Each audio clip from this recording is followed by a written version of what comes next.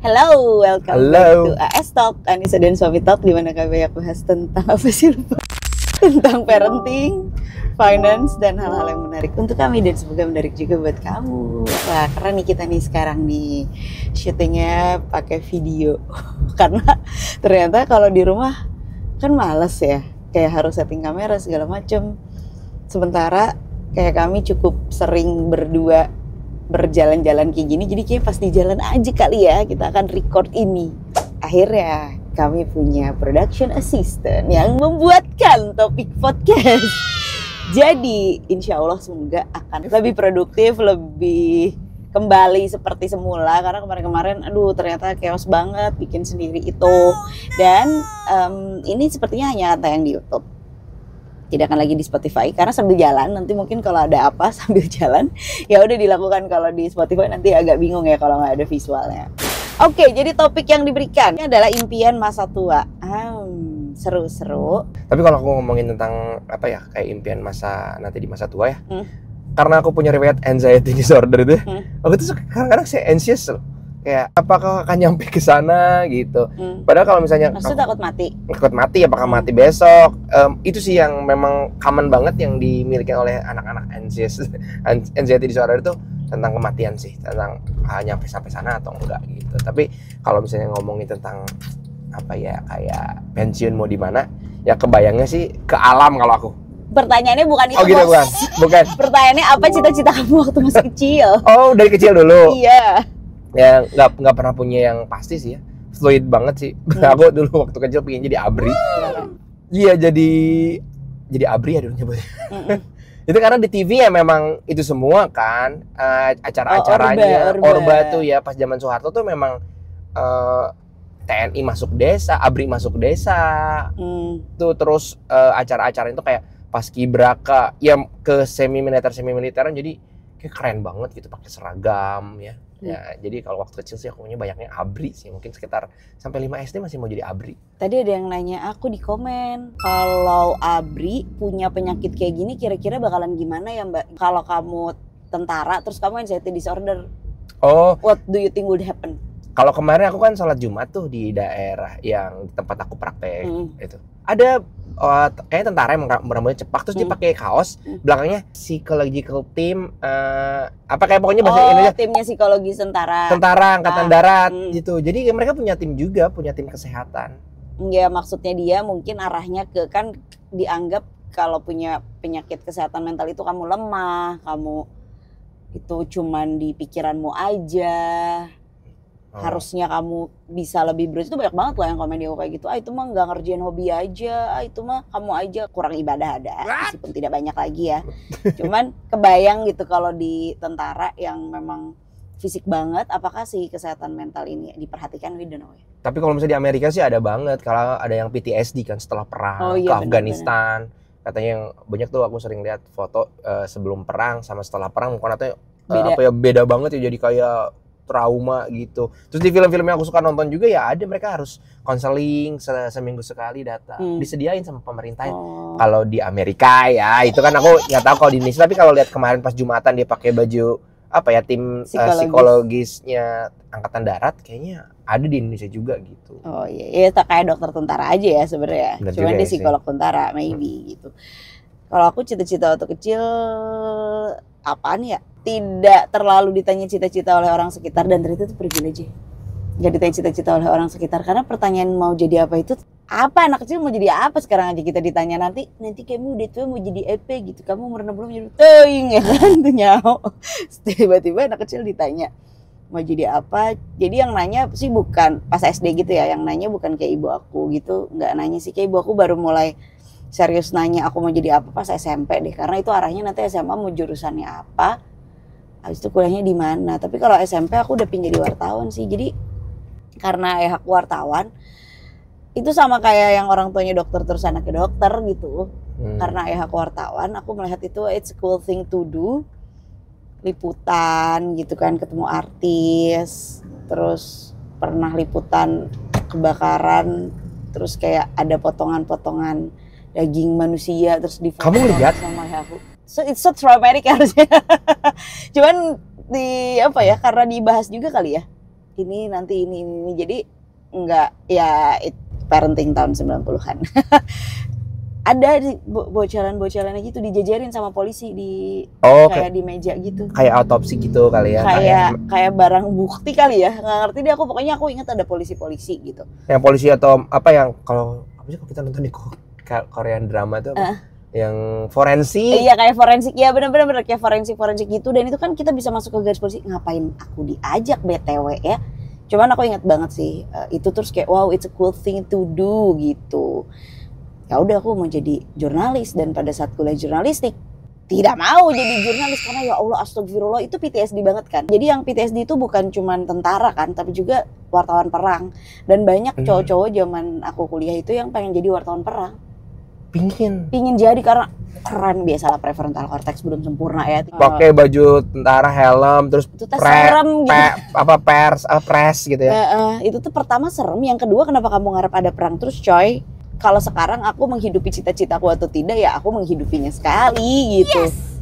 It's the thing that I want to do since I was a teenager.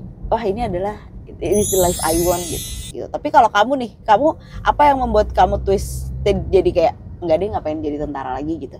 Oh ya semakin gede kan semakin melihat ya bahwa emang nggak kurang beruntung aja gitu hidup aku ya, kayak lagi udah masuk SMP tuh ya semuanya dipilihin sama orang tua aku.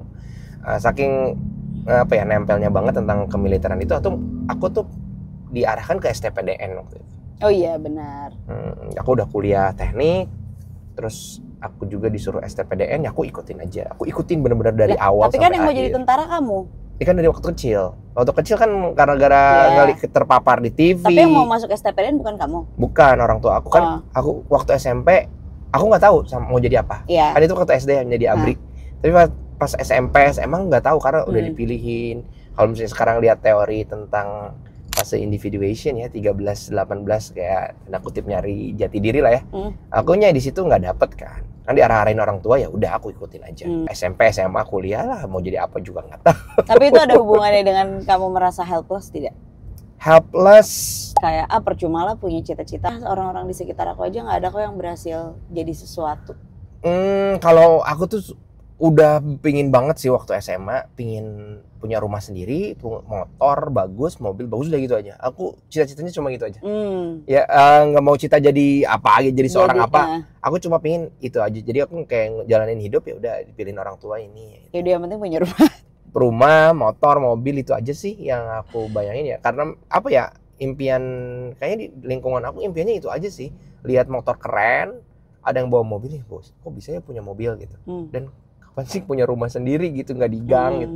Itu jadi lingkungan juga membangun mimpi aku gitu. Jadi kebayang kalau orang-orang kaya yang kaya banget ya. Aku kayak pingin deh punya perusahaan yang memang multinasional. Pingin dia punya hotel di Kemang gitu kan? Bener. Ya karena memang di lingkungannya seperti itu. Jadi penting banget ya punya lingkungan yang baik. Jadi ya kamu bilang sih kalau teman harus pilih-pilih. Ya lingkungan buat anak kita juga kita pilih kan. Ya berarti kan pada akhirnya ketika kita kecil kemudian kita mikirin cita-cita di masa depan, it's very blurry. Menurut aku ketika sekarang kita juga ditanya, kita mau jadi apa nih di masa tua? Iya, boleh menghayal tapi ya tetap blurry ya sebenarnya. Kayak kemarin aku event sama ibu-ibu karyawan perempuan PLN.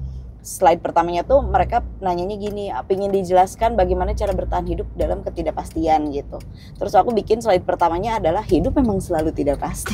Tapi itu menarik ya, kalau dia kan mereka kerja di BUMN ya. Ya itu pasti, cukup pasti ya sebenarnya. Cukup pasti nggak akan dipecat. Ya kalau kamu nggak korupsi banget mah ya lah ya. Nggak fraud amat. Nggak fraud banget mah kayaknya fraud juga banyak yang tetap bertahan. Itu cukup pasti lah ya. Ya. Mungkin ada juga yang suaminya nggak BUMN, ini kan perempuan, karyawan perempuan. Mungkin suaminya ada yang entrepreneur atau apa kan. Cuman ya slide pertamaku adalah hidup memang selalu tidak pasti. Apa yang kamu khawatirkan gitu, pingin yang pasti dan nggak ada gitu. Tapi ada nggak sih kamu cerita kakek-kakek atau nenek-nenek gitu yang menurut kamu kayak inspiring atau kayaknya pas udah tuh aku mau jadi kayak dia deh gitu, kayak they're living their best life gitu, ada nggak? Ya itu sih yang punya kosan. Siapa? Di dekat rumah aku ada nenek-nenek punya kos-kosan. Terus orang-orang di gang aku tuh selalu cerita, ya enak banget ya ini udah punya kos-kosan. Gitu aja sih. Kayak ya model. Jadi best life-nya ya itu punya penghasilan nenek-nenek bisa punya penghasilan, nggak perlu kerja tapi punya penghasilan. Itu kan di mata kita modalnya seperti itu ya, tapi kenyataannya setelah kita dewasa punya kos-kosan itu ribet ya gitu, ininya rusak, itunya rusak gitu. Nah, belum dihubungin sama yang punya rumah ini itunya itu sih. Nenek aku living her best life sih, pindah rumah ke komplek yang isinya nenek-nenek semua. Abis itu ternyata aku baru tahu ya waktu kecil ya, kalau sekarang nenek-nenek zaman sekarang mah emang pada gaul-gaul ya. Cuman nenek aku di zamannya gitu pas aku SMA lah ya, itu udah yang kayak umroh hampir setiap tahun lah gitu ya. Tonton bioskop, cinta sama nenek-nenek lain. Habis itu kayak nongkrong di mana. Oh, nenek-nenek tuh bisa kayak gitu ya gitu. Dan sekarang ketika aku melihat ibu aku yang juga nenek-nenek ya, sekarang ibu aku umurnya 62 ya. Itu wah, nenek-nenek yang living her best life banget. Dan bahkan aku menyadari bahwa ketika suami istri tidak sepaham pada apa yang disukai di masa tua, pergi sendiri juga nggak apa-apa gitu kan.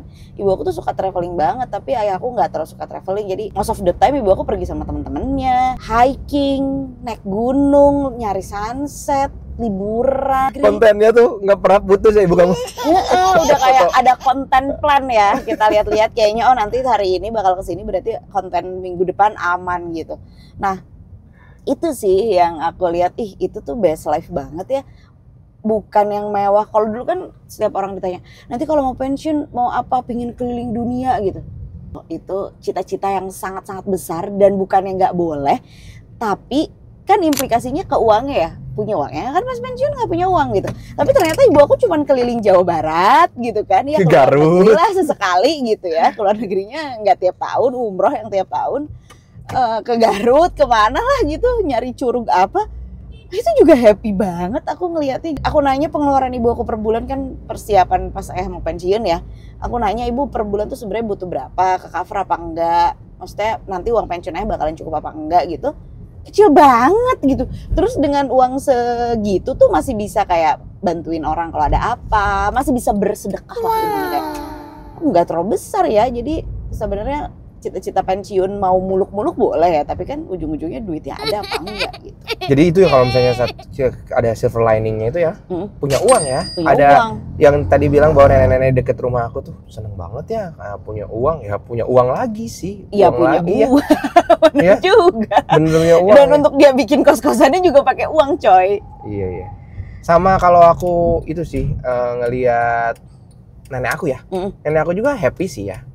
Dia dapat pensiunan kan, karena dulu suaminya itu tentara kan. Jadi ya dia juga dapat pensiunan, itu uang pensiunan. Jadi ya duit sih ya. Dan sebenarnya kalau mau berubah juga nggak apa-apa sih. Kalau sekarang kita kayak punya cita-cita, aku sih kayak pas pensiun pengen melukis gitu ya. Aku bisa jadi pelukis nggak ya? Aku bisa pameran nggak ya gitu?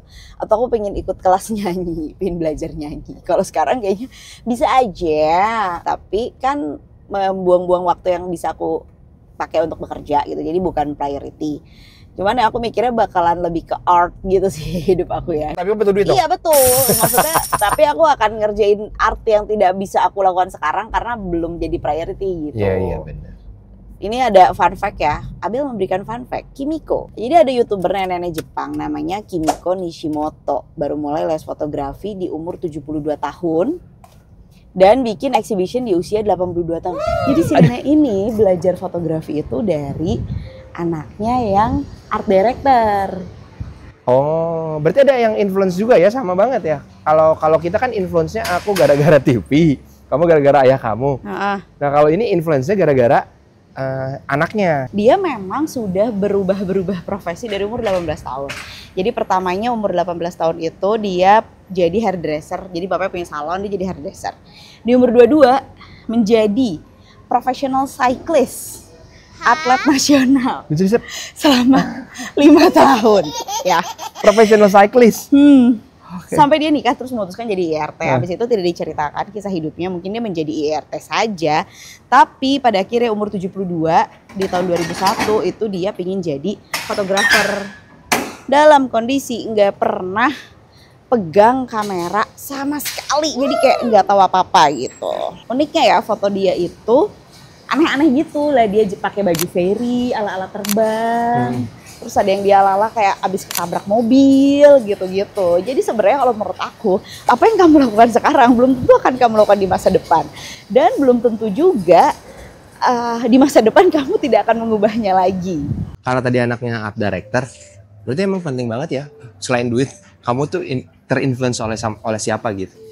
Ya, jadi lingkungannya juga mungkin dia jadi sepeda si nenek-nenek itu, mungkin waktu itu lingkungannya juga ada yang sepeda sih, atlet. Mungkin dia main di GBK. Dia banyak atlet. Ya siapa tahu kamu juga kan nggak kepikiran 2-3 tahun yang lalu kamu mau jadi lari kayak sekarang juga ya. Oh ya, kayak 2 tahun lalu juga belum terpikir untuk menjadi atlet lari, Bang. Jadi kita juga sekarang lagi jalanin hobinya dia dulu sih. Kita mengambil respect. Soalnya dia mau lari juga. Seperti nenek-nenek hard racer, profesional cyclist, ini profesional runner mungkin nanti. Bisa. Jadi ini OTW mengambil respect ya. Mungkin juga sebagai kesadaran baru bahwa ternyata olahraga itu tidak bisa digantikan oleh apapun. Kayak aku makan sehat aja deh nggak olahraga, itu nggak bisa gitu. Jadi tidak bisa tergantikan sehingga kita ikutan race supaya berlatih. Ini di Pasar Raya.